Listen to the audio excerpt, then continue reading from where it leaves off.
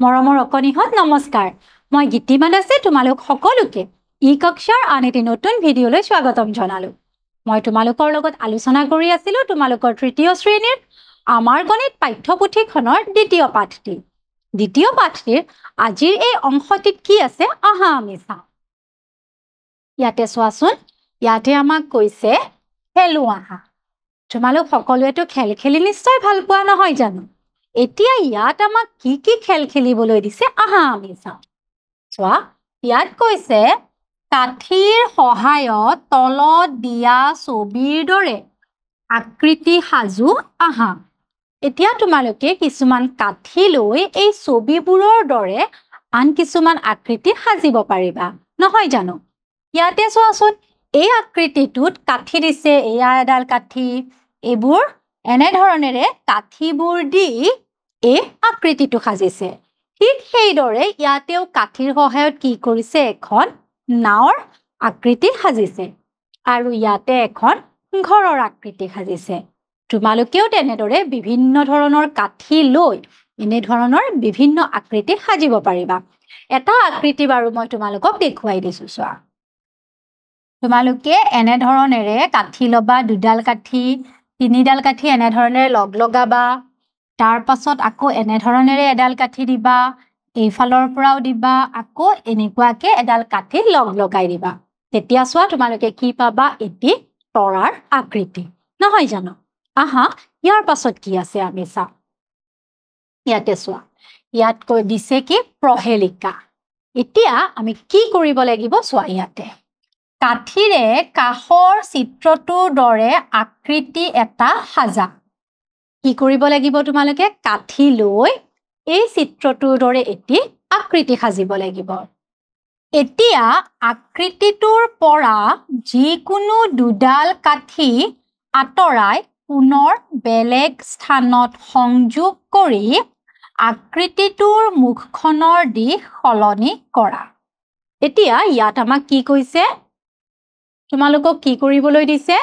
কাঠি ল'বলৈ দিছে আৰু এই আকৃতিটোৰ দৰে কাঠিৰে এটি আকৃতি সাজিব দিছে তাৰ পাছত কি কৈছে এই আকৃতিটোৰ পৰা যিকোনো দুডাল কাঠি এনেদৰে সলনি কৰিব লাগিব যাতে আকৃতিটোৰ মুখখনৰ দিশ সলনি হয় এতিয়া চোৱাচোন আমি কেনেদৰে কৰিব পাৰো ইয়াতে চোৱা এইটো আকৃতি নহয় জানো আৰু আকৃতিটোৰ মুখখন কোনফালে আছে এইফালে আছে ওপৰলৈ আছে আমাক কৈছে আমি এই আকৃতিটোৰ পৰা যিকোনো দুডাল কাঠি এনেদৰে সলনি কৰিম যাতে এই আকৃতিটোৰ মুখখন বেলেগ দিশত হয় কেনেদৰে কৰিব পাৰো চোৱা মই তোমালোকক ইয়াতে আঁকি দেখুৱাই দিছো দেই এই কাঠিডাল আমি ৰাখিলো এই কাঠিডাল ৰাখিলো তাৰ পাছত এই যে কাঠিডাল আছে এই কাঠিডাল আমি ক'ত দি দিব পাৰো ওপৰত দিলো হলনে আৰু এই তলৰ কাঠিডাল আমি দিলো এনেদৰে এতিয়া চোৱাচোন আকৃতিটোৰ মুখখনৰ দিশ সলনি হল নে নহল বাৰু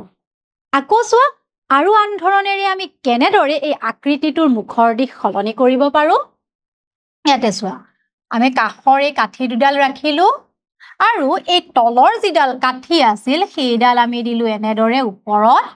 তাৰ পাছত এই কাঠিডালো এনেদৰে দিলো চোৱা তোমালোকে মুখখনৰ দিশ সলনি হল বুজিব পাৰিছা নহয় তোমালোকে এনেদৰে কাঠি লগাই এই আকৃতিটো সাজি এই আকৃতিটোৰ মুখৰ দিশ আৰু কোন দিশত সলনি কৰিব পাৰা চেষ্টা কৰি চাবা ইয়াৰ পাছত চোৱা কি আছে ইয়াত কৈছে খাৰু বা আন ঘূৰণীয়া বস্তুৰে বাওঁফালৰ চানেকিটো সাজা এতিয়া চানেকিটোৰ পৰা কেৱল 3 পাত খাৰু ইফাল সিফাল কৰি ইয়াক সোঁফালৰ চানেকিটোৰ দৰে সাজা ইয়াতে চোৱা ইয়াতে কৈছে খাৰু বা যিকোনো গোলাকাৰ বস্তু লৈ এই চানেকিটো সাজিব দিছে ইয়াতে চোৱা কি আছে এইটো বাওঁফালৰ চানেকি আমাক বাওঁফালৰ চানেকিটো সাজিব দিছে বাওঁফালৰ চানেকিটোত কি আছে ওপৰত 4 পাত খাৰু তাৰ পাছত 3 পাত তাৰ পাছত 2 পাত তাৰ পাছত 1 পাত আৰু এতিয়া কৈছে এই বাওঁফালৰ চানেকিটোৰ পৰা আমি যিকোনো 3 পাত খাৰু ইফাল সিফাল কৰিলে সোঁফালৰ চানেকিটো পাম আৰু সোঁফালৰ চানেকিটোত কি আছে ওপৰত আছে এপাত তাৰ তলত দুপাত তাৰ তলত তিনিপাত আৰু একেবাৰে তলত আছে চাৰিপাত খাৰু এতিয়া এই বাওঁফালৰ চানেকিটোৰ পৰা তিনিপাত খাৰু আমি কিদৰে সালসলনি কৰি এই চানেকিটো পাম চাওঁ আহা ইয়াতে চোৱাচোন তোমালোকে এইটো বাওঁফালৰ চানেকি এইটো সোঁফালৰ চানেকি মই তোমালোকক ইয়াতে আঁকি দেখাই দিছো চাবা আমি প্ৰথমে কি কৰিলো এই ওপৰত যে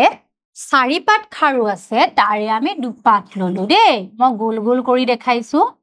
এয়া দুপাত খাৰু থাকি গল হয়নে যিহেতু আমি দুপাত ললো তাৰ পাছত আমি তলৰ তিনিপাত ললো খাৰু তাৰ পাছত ইয়াতে দুপাত খাৰু আছিল যে এই দুপাত ললো আৰু ওপৰৰ পৰা ওপৰৰ যিটো খাৰু আছিলে ওপৰত যি চাৰিপাত খাৰু আছিলে তাৰে আমি দুপাত খাৰুহে লৈছিলো দুপাত খাৰু আছিলে নহয় সেই দুপাত খাৰু আমি ইয়াতে এনেদৰে দিলো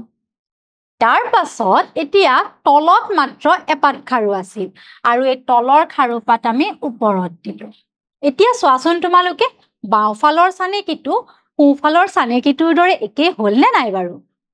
আমাক কৈছিলে যিকোনো আমি তিনিপাত খাৰু ইফাল সিফাল কৰিব লাগিব নহয়নে সেইবাবে আমি কি কৰিলো এই বাওঁফালৰ চানেকিৰ এই খাৰু দুপাত আমি ইয়াতে দিলো আৰু এই তলৰ চানেকিৰ খাৰু পাত আমি ওপৰত দি দিলো তেতিয়া আমি কি পালো সোঁফালৰ চানেকিটোৰ দৰে একে কৰিব পাৰিলো নহয়নে এইবাৰ আহা ইয়াৰ পাছত কি আছে চাওঁ ইয়াতে কৈছে কাগজেৰে চুঙা সাজু আহা আয়তাকৃতিৰ কাগজ এখিলা লোৱা তোমালোকে কি কৰিব লাগিব আয়ত আকৃতিৰ এখন কাগজ লবা তাত ৰং দিয়া আৰু কাগজখনত তোমালোকে ৰং দিবা এতিয়া কাগজৰ চুঙাটো কেনেদৰে সাজিব পাৰি ইয়াত কোৱা হৈছে মই তোমালোকক এবাৰ বুজাই দিছো তোমালোকে শুনি যোৱা প্ৰথমতে তোমালোকে কি কৰিলা এখন আয়ত আকৃতিৰ কাগজ ললা আৰু কাগজখনত তোমালোকৰ ভাল লগা এটি ৰং কৰি ললা চিত্ৰত দেখুৱাৰ দৰে কাগজখনত ক খ গ ঘ লিখা আৰু কাগজখনত তোমালোকে এনেদৰে ক খ গ ঘ লিখি লবা চাৰিওটা কোণত তাৰ পাছত কাগজখিলা এনেদৰে মেৰিয়াই ধৰা যাতে ক খৰ লগত আৰু খ গৰ লগত লাগি থাকে তাৰ পাছত কাগজখন তোমালোকে এনেধৰণে ঘূৰাই দিবা বা ভাঁজ কৰি দিবা যাতে ক ঘৰ লগত লাগি থাকে আৰু খ গৰ লগত লাগি থাকে এইখন আয়তাকৃতিৰ কাগজখন তোমালোকে এনেধৰণে ঘূৰাই দিব লাগিব তেতিয়া ক ঘৰ লগত লাগিব আৰু খ গৰ লগত লাগিব তাৰ পিছত চোৱা দুয়োমূৰে আঠা লগাই দিয়া তাৰ পাছত তোমালোকে যেতিয়া এনেধৰণে ঘূৰাই দিবা তেতিয়া কি কৰিবা দুয়োটা মূৰত আঠা লগাই দিবা এতিয়া এটা চুঙাকৃতি পাবা এতিয়া তোমালোকে ভাবাচোন কি পাবা বাৰু যেতিয়া সেই আয়তাকৃতি কাগজখন ঘূৰাই দুয়োমূৰ আঠা লগাই দিবা এটা চুঙা আকৃতি পাবা ইয়াৰ খোলা মূৰ দুটা বৃত্তাকৃতিৰ হ'ব আৰু সেই কাগজখনৰ পৰা আমি যেটো চুঙা আকৃতি পাম তাৰ দুয়োটা মূৰ কি হ'ব বৃত্তাকৃতিৰ মানে বৃত্ত আকৃতিৰ হ'ব গোল হ'ব এই মূৰ দুটাৰ জোখতকৈ অলপ ডাঙৰ জোখৰ দুটুকুৰা বৃত্তাকৃতিৰ কাগজ কাটি লোৱা আৰু তাৰ পাছত কি কৰিবা তোমালোকে এই যি দুটা মূৰ দুটা যে আমি পাম চুঙাটোৰ তাৰ জোখতকৈ অকনমান ডাঙৰ জোখত দুখিলা কাগজ লৈ তাত বৃত্তাকৃতি বা গোল কৰি কাটি লবা তাৰ পিছত চোৱা বৃত্তাকৃতিৰ কাগজ দুখিলা চুঙাৰ দুয়োটা মূৰত আঠাৰে লগাই দিয়া আৰু সেই যে আমি বৃত্তাকৃতিৰ কাগজ কাটি লম সেই দুয়োটা চুঙাৰ দুয়ো মূৰত লগাই দিব লাগিব এনেদৰে ছবিত দেখিছা নহয় তোমালোকে তুমি কাগজৰ চুঙা এটা পালানে এতিয়া বাৰু তোমালোকে এই গোটেইখিনি কৰাৰ পাছত এটি কাগজৰ চুঙা নাপাবা জানো তেনেহলে তোমালোকে কাগজেৰে চুঙা সাজিব পাৰিবা নহয়নে সকলোৱে চেষ্টা কৰি চাবা গতিকে আজিলৈ মই এই ভিডিঅ'টি ইমানতে সমাপ্ত কৰিলো মই আকৌ আহিম তোমালোকৰ মাজলৈ এই পাঠটিৰ আন এটি অংশলৈ ধন্যবাদ